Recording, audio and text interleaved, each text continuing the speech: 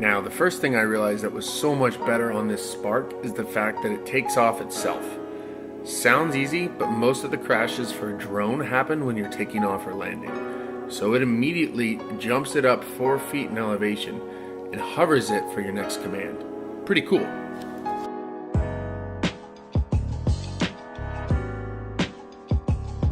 The next great thing is this comes with beginner settings, which is great for you to use until you fully understand your controls.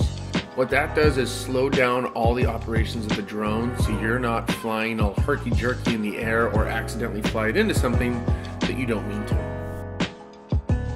On a day like this, it's still pretty windy with up to 10-mile-an-hour gusts, and yet the controls are pretty stable.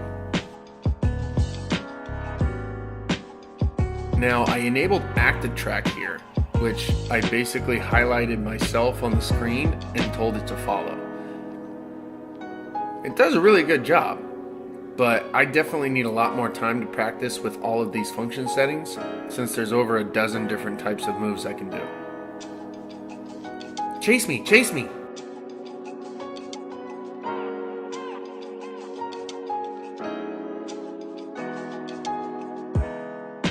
Another interesting thing I noticed is that they already incorporated the FAA no-fly zones into these drones. If you're in an area where the FAA doesn't allow you to fly, the screen will tell you, and then you have to accept the responsibility and override if you want to fly in that area. I put the link for the FAA no-fly zone down below for any of you interested in finding those areas. Even though this only shoots in 1080p, the quality is pretty amazing.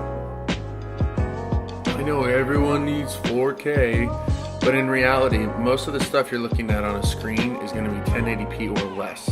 So I don't think you're going to notice that much difference unless you're a professional cinematographer that's using this for actual movies. Now, the landing function is just as good as the taking off function. By that, I mean it's going to keep me from crashing my drone as quickly as I did before. You can choose to either have it land on the ground or in your hand.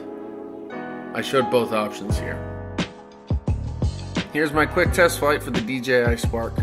I've got another travel video that I'll be uploading soon with some really great aerial footage, also out in the middle of the desert with very high winds, and you'll see its performance there. Thanks for watching.